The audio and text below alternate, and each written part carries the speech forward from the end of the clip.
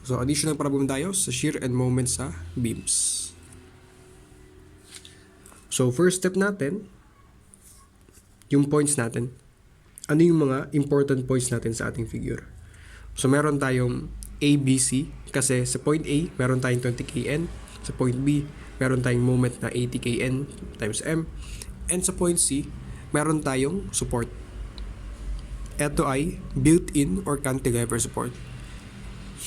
So, sa kada important part natin, A, B, and BC, meron tayong specific dimension, 4 meters to, and ito ay 2 meters. So, first part natin dito ay equilibrium of equations.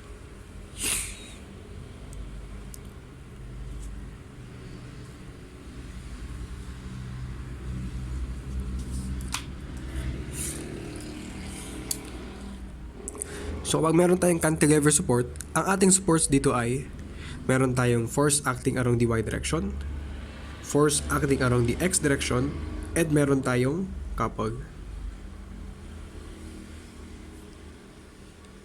CY, CX, and CC. Couple at C. So, since meron tayong 3 unknowns sa problem, ibig sabihin gagamit tayo ng 3 equations. So, summation of moment muna tayo about point C. Assumption natin, counterclockwise, positive. So, about point C, ang meron tayong forces dito ay, meron tayong couple sa point C, CC, counterclockwise, so positive. Next, meron sa point B, meron tayong couple na 80 kN times M. Siya ay clockwise, so siya ay negative. So, siya ay 80.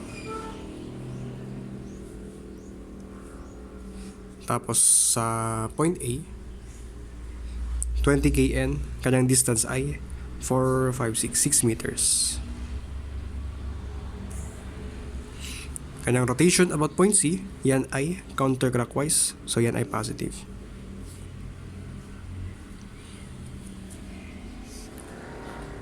So isolate natin. 80 minus 20 times 6 is equal to CC. So, yung ating couple, 80 minus 20 times 6, yan ay negative 40. Dot. CC KN. Wait lang. Okay. So, next natin equation. Next natin equation is summation of forces acting along the y direction. So, meron tayong 20 kN pointing downwards, negative 20. Tapos, sa etong CY pointing upwards. So, wala naman tayong ibang forces na. So, ibig sabihin, CY is equal to 20 kN.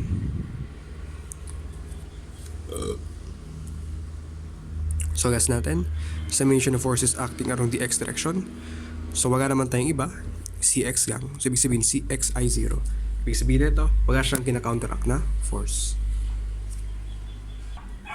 So, ayan. So far, tapos na tayo sa ating first part ng solving, which is ating load diagram.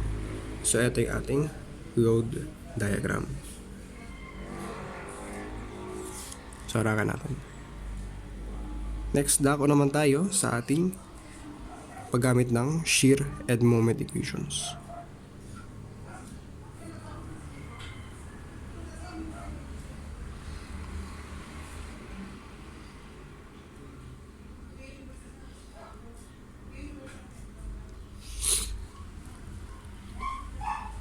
So, tayo gamit ng section A.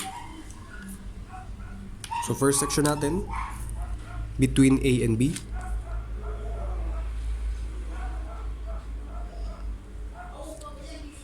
Label as AA. Second section natin is ito. Label natin as BB. So, sa ating first section, section AA, siya ay from dito to somewhere else dito. To somewhere dyan.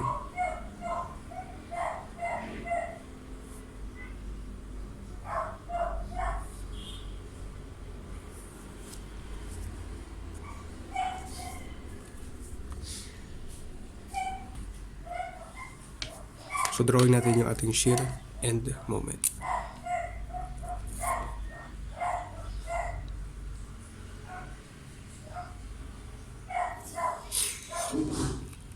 Tapos sa point A natin, meron tayong 20 kN. So aside sa 20 kN, sa left part nitong section natin, wala naman tayo ibang nakalagay. So okay na to. Solve na natin. So summation of forces acting along the y direction. Meron tayong 20 kN pointing downwards, negative 20. Yung ating shear pointing downwards, negative V. So V is equal to negative 20 kN. Next, summation of moment tayo. About AA. Assumption natin, clockwise ang positive. So again, ito yung ating moment center. So, kalimutan ko. Dimensions tayo. Ang distance from point A to point B, yan ay 4 meters. Pero eto, sa ating section, up to dito lang siya.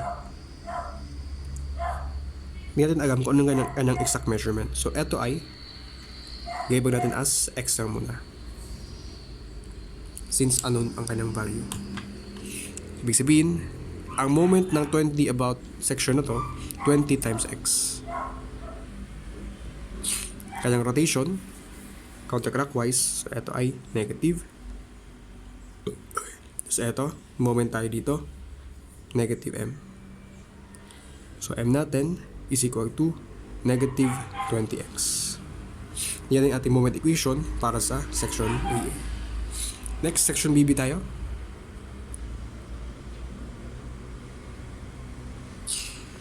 So siya ay nag-extend from point A, point B, then siya ay susobra sa point B.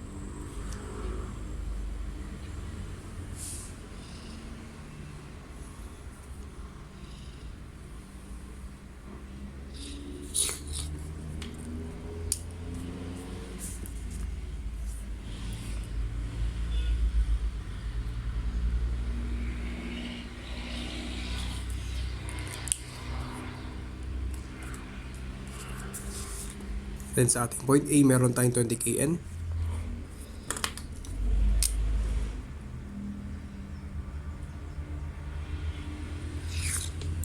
And sa point B, meron tayong 80 kNm.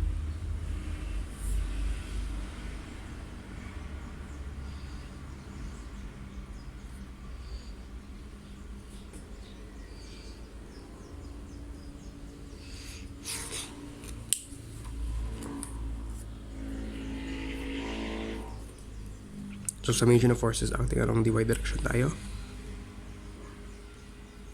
So far, ang ating forces acting along the y direction, same sa taas lang. Meron tayong negative 20 and meron tayong negative shear na V. So isolate natin, V is equal to negative 20 kN. Then para sa ating moment, summation of moment about section BB, assumption natin, clockwise, positive. So check muna natin ating dimensions. So ang distance from point A to point B,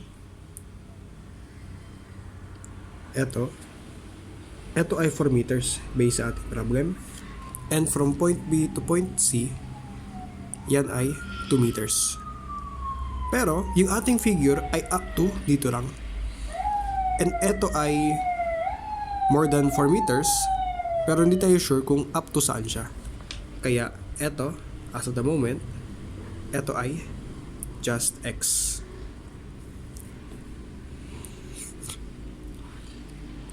Tapos eto, if eto ay x and eto ay 4, meaning eto pag ay x minus 4. Kasi ito yung x, ito yung 4, binawas mo yung 4 dito, natira is x minus 4.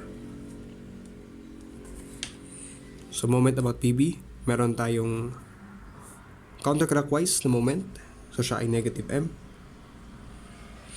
Meron tayong 80 kNm. Siya ay clockwise. So, siya ay positive 80. Then, meron tayong 20 kN. Ang kanyang distance ay x.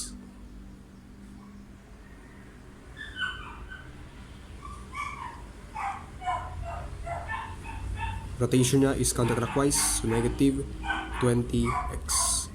So isolate natin, m is equal to negative 20x plus 80. So ito na yung ating equation, moment equation para sa section BB.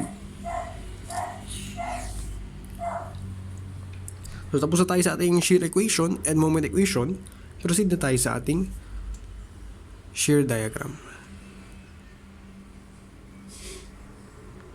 Then after shear diagram, diretso naman tayo sa moment diagram.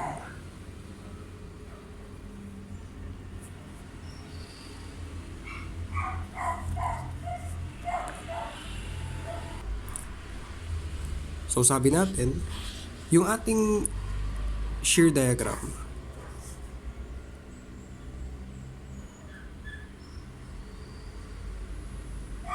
ay dumedepende sa ating load diagram. So para mag-graph natin to, parang tumitingin tayo dito sa ating load diagram.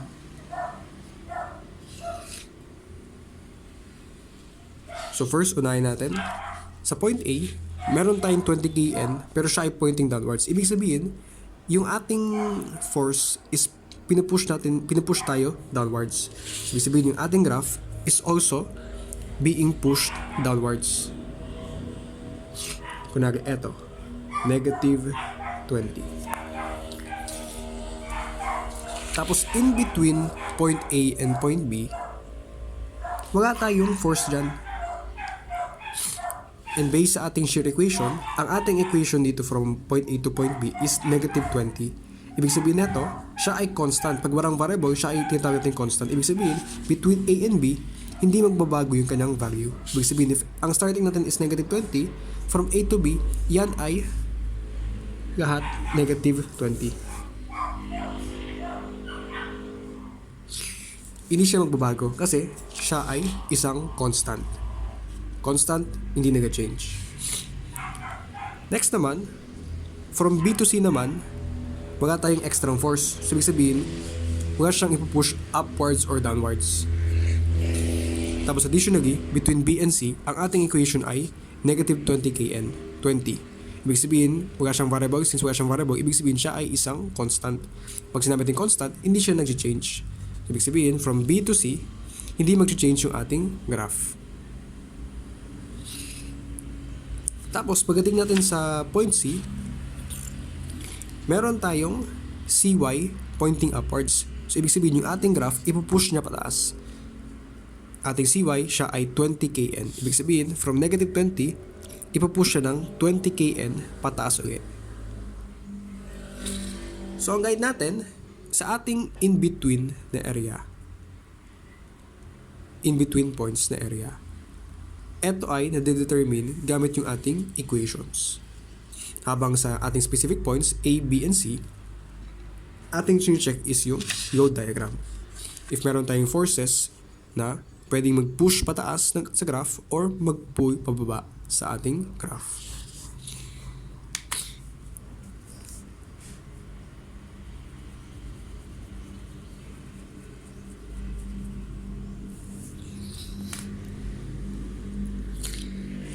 Next naman, kung sa ating shear diagram, ang ating binabantayan is kung meron tayong mga forces sa problem. Kapag sa moment diagram naman, ang ating tinitingnan sa kada point is kung meron tayong mga moments sa kada point. So sa shear diagram, ang ating meron lang na upgrade force is sa point A. Para sa moment diagram, ang meron upgrade na moment is sa point B. So expect natin sa point B, kaya nang i-change yung ating value. So first, para sa first part ng ating problem, dito, ang ating equation ay negative 20x. Ibig sabihin, start tayo sa point A.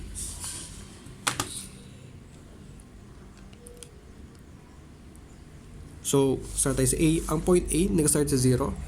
So, if eto ay 0, x natin ay also 0. I mean, ang ating moment ay also 0. Next, kapag siya naman ay nasa 4 meters. Para ko nasabing 4 meters, based sa ating problem, from point A to point B, yan ay 4 meters.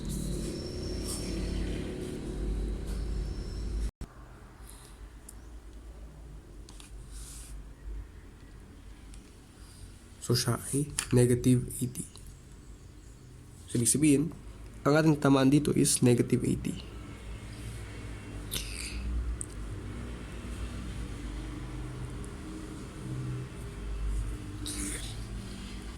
So, eto, meron tayong guide para sa possible na itsura ng ating graph.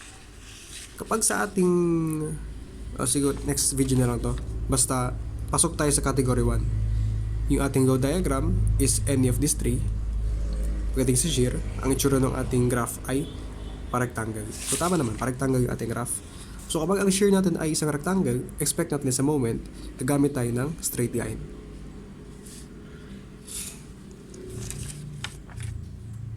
So, ibig sabihin, from M papunta dito sa point na to, ang ating gagamitin ay straight line.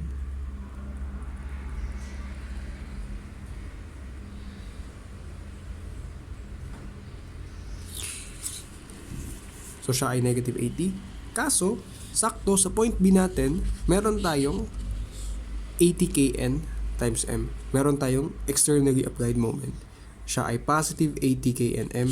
Ibig sabihin, kung ito ay negative 80, plus 80 tayo pataas.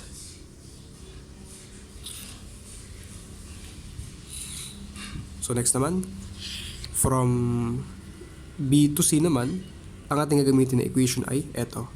Negative 20x plus 80.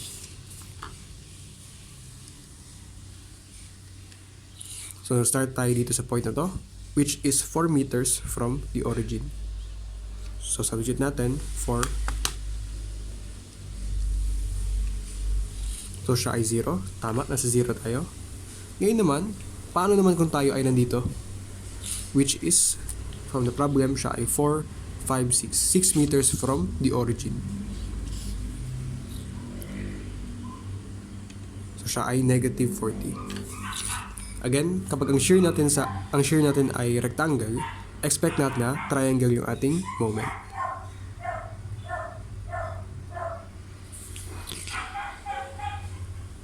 Ngayon naman, babalik naman tayo sa ating load diagram. Sa ating mismong point C, meron tayong isa pang moment, which is CC. Ang value ng CC, based sa ating problem, is negative 40. Tama ba? Negative 40? Hindi, positive 40 dapat to. Kasi 80 minus 612 minus 120. Wait lang. Okay. So, initially, nakuha natin ay negative 40. Ibig sabihin, yung ating assumption kasi is counterclockwise yung ating ikot. Since nag-negative yung ating final answer, ibig sabihin, mali yung ating direction. Dapat pala, ang direction ng ating CC ay pa-clockwise.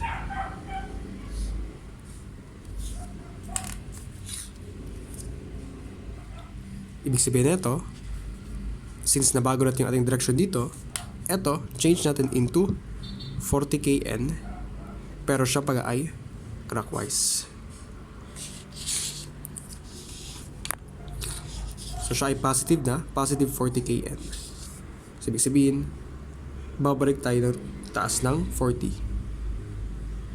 So, ang guide lang naman natin, dapat parati yan babalik sa 0.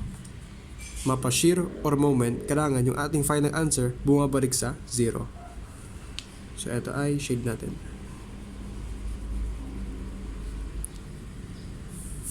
So, ito na yung ating shear and moment diagram.